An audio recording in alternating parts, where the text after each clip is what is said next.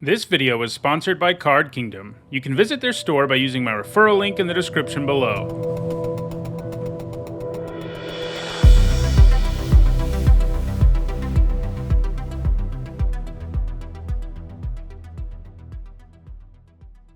Hi everyone, I'm Nizzanotes, and it's Saturday, and that means it's time for another edition of Nizzanotes, a weekly vlog series I do where I talk about limited magic. Because we're still in this time in between formats, which will be coming to an end next week. By next week's Nizzanotes, I'll be able to talk about some of the previews and stuff from Kamigawa Neon Dynasty, but right now we're sort of in this period in between two formats, and so I've been doing broader topics, which I think has been good, talking not just about, what's good and stuff in a specific format, but more broadly talking about limited, I think is a useful thing to do. And we're doing more of that today with a look at 5 effects that are almost always bad and limited. All 5 of these are things that we see in pretty much every set, and they always end up being bad and limited for a variety of reasons.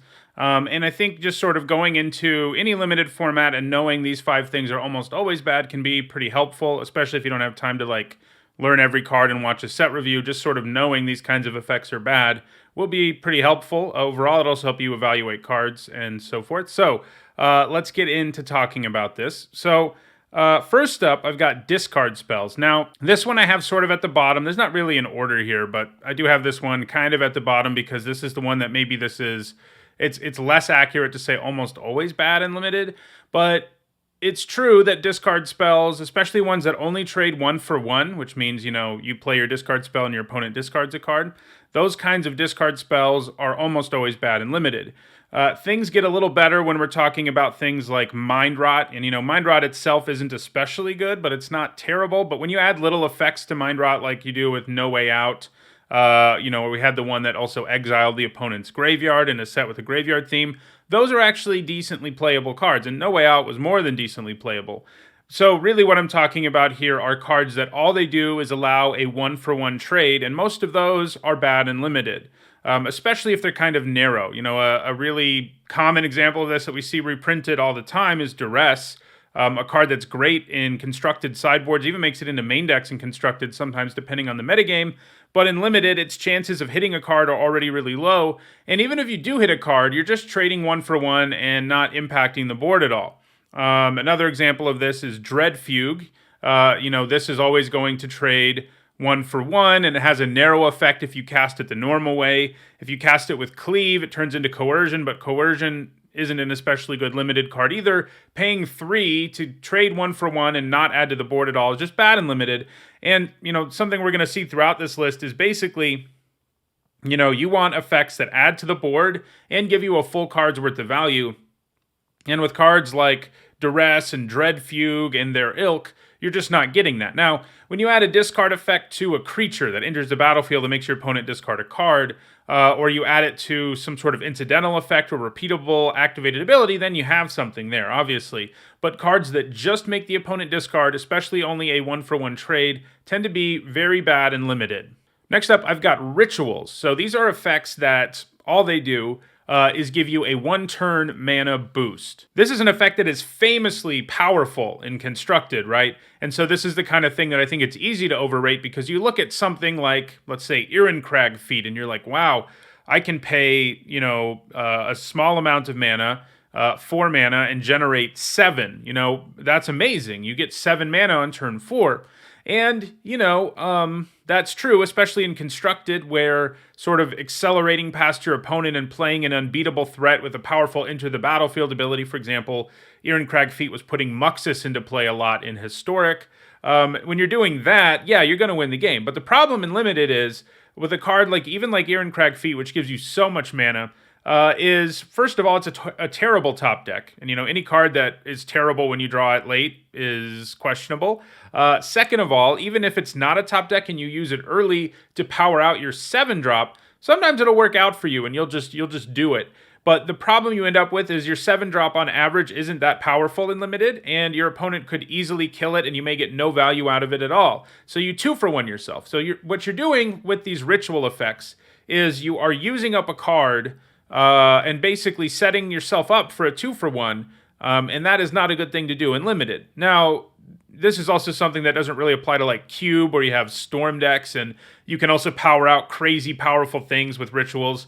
This applies though to a regular, typical limited format. Rituals tend to be bad. Another example of one that was really bad recently is Open the Omen Paths.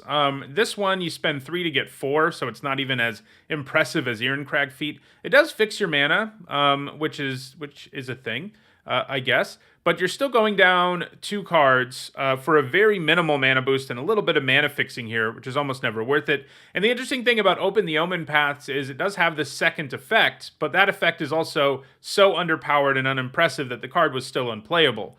Neither effect was really worth doing. So yeah, rituals are almost always bad in your typical limited format. Using up 2 cards just for a mana boost, well, you use 1 card, but then you play the thing that you play with it. It's just not wise to give up a card for a mana boost in your typical limited format. You just can't do powerful enough things, and your opponent can easily find a way to just destroy you with a common removal spell if you decide to play rituals. So don't play them. Next up, I've got Fogs. These are effects that prevent all combat damage for a turn. These are also very bad and limited. This is another card, Fog effects have a place in Constructed, especially in like control decks. Turbo Fog is a famous deck, but you're just not going to draft a deck in Limited that has so many control elements that just sort of blanking your opponent's early attacks so that you can continue to play lands and draw cards and play threats. You're just not going to be able to do it. And so what a Fog usually does in Limited is uses up a card, and you don't trade for a card. So again, we're looking at using up a card for, not for a 1-for-1 trade. You're getting a 1-for-0 trade when you use a Fog effect. And that's not very good. You use a card and you don't add to the board. That's a sentence I keep saying in this video, and that's something you don't want to be doing in Limited very often. There are exceptions. Card draw spells, for example, are times where it's worth it, but that's because you're usually trading 1 card for 2 or 3, so it becomes a little more worth not adding to the board, as opposed to a Fog, which literally just stops things for a turn, and generally speaking, just delays the inevitable. Like if you're in a situation where you have to use a Fog and you use it, and then you untap and you don't have anything that can keep you from dying, like you don't draw anything real, you're still going to die. It's just going to take another turn. So Fogs, not good in Limited. And this is one, some of these, there's some corner cases where maybe it would work, etc. But Fogs are terrible in, every single one we see is terrible in a Limited format, assuming that's all it does. There are cards that have effects that prevent the damage, but if it's like a creature that's doing that, it's a very different animal because you are getting a thing that adds to the board and can trade, whereas a regular Fog doesn't do it. Next up, I've got Land Destruction. I actually did, plug some content from earlier in the week. This week's deck history video was about land destruction decks, so they're a very real thing in Constructed. But, like I keep saying, a lot of these are things that are good in Constructed, not so good in Limited. This is another one where land destruction is just terrible in Limited. And the reason for this is you can't have a critical mass of land destruction spells in Limited. You're just not going to have so many of them that you can continually keep your opponent off their mana. Decks are so fine-tuned and constructed that you kind of know what land you need to blow up. You kind of know what your opponent might be able to play with the next land their next land drop. So when you blow up a land, you frequently know what you're keeping your opponent from doing in constructed formats. You don't in Limited. This is another card, by the way, that's terrible off the top. If you just blow up one of your opponent's 7 lands on turn 8, doesn't really matter. And it's also an effect, this one technically does trade 1-for-1, so there's that, but the 1-for-1 you're trading is abysmal. You're blowing up something that cost your opponent 0 mana to pay and has already paid them back in mana, and you're paying like 4 mana to blow up their land.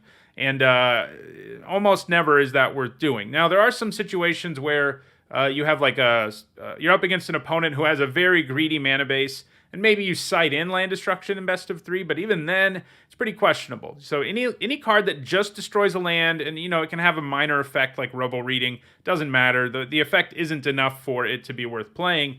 You just don't want to play them. You don't know if your opponent even needs the land you're blowing up. In Limited, if you've ever tried to play land destruction in Limited, you've probably found yourself in situations where you're like, I blow up their land and they still have 3 cards in their hand, and then they just draw another land off the top and continue to play things out of their hand.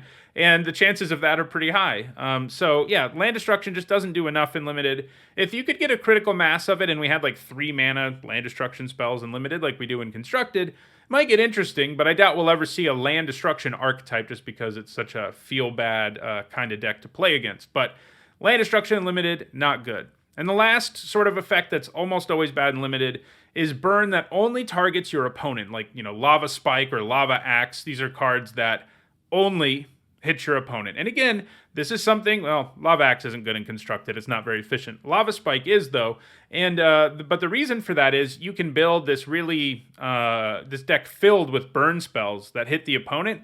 And if you have a critical mass of those, you only need like 7 of them or less, and your opponent's dead because they all do 3 or more damage, like in Modern Burn.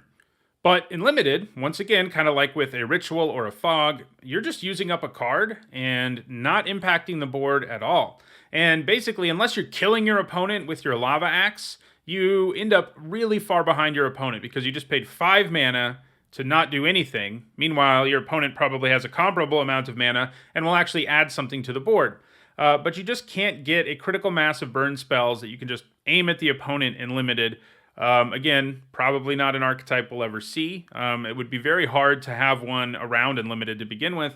So yeah, I mean, effects that burn the opponent in addition to being creatures that add to the board or cards that can hit a player or creatures, those are great because they actually do things to the board. But cards that only damage the opponent and don't really have another option or effect, they're terrible in limited. So those are the 5 kinds of effects that are almost always terrible in limited. You've got discard spells, which typically, with that I mean the ones that trade 1 for 1 especially. You've got rituals. This is things like Open the Omen Paths, Irencrag Feet. You use up a card for a 1-turn mana boost. Not a good idea generally in limited. Fogs, you use up a card here to generally delay the inevitable. Land destruction spells just aren't impactful enough in limited. And burn that only targets the opponent. You use up a card to not damage your opponent at all. So you're going down a card just to lower their life, and often that's not going to be worth it. Almost never is that worth it in limited. You want cards that can target creatures or players, or cards that do something else other than just damage the opponent. So yeah, those are all effects that are bad and limited. If we see these in Kamigawa Neon Dynasty and you watch my set review, most cards with these effects are going to get an F, and that's just how it tends to go in limited. Well, that does it for this edition of Nizzanotes. If you enjoyed this video, please like it and share it so that others can enjoy it too. If you want to catch future editions of Nizzanotes, don't forget to subscribe and turn on notifications. If you want to catch up on past content of mine, including lots of limited content like draft videos, set reviews, other episodes of Nizzanotes, you should see some playlists on your screen shortly. And lastly, if you want to go the extra mile in supporting the channel, you can do that on Patreon. Thanks for watching.